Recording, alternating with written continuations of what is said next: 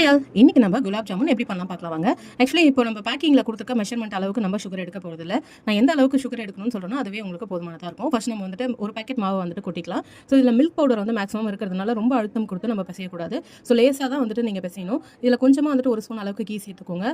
பால் விருப்பப்படுறவங்க பால் சேர்த்து நீங்கள் கூட சேர்த்து பிசைஞ்சிக்கலாம். இல்லைனா வந்துட்டு பச்சை தண்ணியை நீங்கள் ஊற்றி நல்லா பிசைஞ்சிக்கலாம். ஸோ அது கையில் வச்சு தொட்டு பார்க்கும்போது ஒட்டக்கூடாது உங்களுக்கு. அந்த ஸ்டேஜ் வரைக்கும் நம்ம நல்லா பிசைஞ்சு ஒரு மாதிரி எடுத்து வச்சிடலாம். இப்போ நெக்ஸ்ட் அந்த சுகர் சிரப் வந்து ரெடி பண்ணலாம். ஸோ சுகர் வந்து பார்த்தீங்கன்னா நம்ம பேக்கெட்டில் வந்துட்டு 800 கிராம் வந்துட்டு போட சொல்லியிருப்பாங்க. நம்ம 500 கிராம் போட்டாலே போதும். அதாவது 1/2 kg சுகர் யூஸ் பண்ணால் போதும். எந்த கப்பில் வந்து நம்ம சுகர் எடுத்துக்கோமோ அதே கப் மெஷர்மெண்ட்டில் வந்து நம்ம தண்ணியை வந்துட்டு சேர்த்துக்கலாம். ஸோ வந்துட்டு நான் கலருக்காக வந்து கேசரி பவுடர் கொஞ்சமாக வந்து ஆட் பண்ணியிருக்கேன். வேணுன்றவங்க யூஸ் பண்ணலாம், அது ஆப்ஷனல் தான். ஸோ நெக்ஸ்ட் வந்துட்டு 2 ஏலக்காய் வந்து தட்டி அதில் போட்டுக்கிறேன். இதில் வந்து அந்த கம்பி பதம் பார்க்குறது அதெல்லாம் கிடையாது. ஜஸ்ட் சக்கரை கரையணும், அவ்வளோதான். நம்ம ஸ்டவ் ஆஃப் பண்ணி சுகர் சிரப்பாக ஒரு மாச்சிடலாம். நெக்ஸ்ட் நம்ம பிசைஞ்சு வச்சிருக்க மாவு வந்துட்டு நல்லா ரவுண்டாக உருட்டி எடுத்துக்கலாம். கொஞ்சம் அழுத்தம் கொடுத்து விட்டுங்க, அப்போ தான் வந்துட்டு அது விரிசல் விடாமல் இருக்கும். என்ன நல்லா காய வச்சுட்டு என்ன நல்லா காஞ்சதுக்கப்புறம் நம்ம வந்துட்டு அதெல்லாம் ரொம்ப கருக்காமல் மீடியம் ஃப்ளேமில் வச்சு நீங்கள் போட்டு எடுத்துருங்க. வச்சு எடுத்த பால்ஸ்லாம் நம்ம சுகர் சிரப்பில் ஆட் பண்ணிக்கலாம். அவ்வளோதான். நம்ம ஒரு 1 ஹவருக்கு அப்புறம் வந்துட்டு செக் பண்ணிங்கன்னா உங்களுக்கு நல்லா குலாப் ஜாமுன் வந்து ஊறி வந்திருக்கும். ஸோ அவ்வளோதான். ட்ரை பண்ணி பார்த்துட்டு எப்படி இருக்குன்னு கமெண்ட் பண்ணுங்கள். தேங்க்ஸ் ஃபார் வாட்சிங்.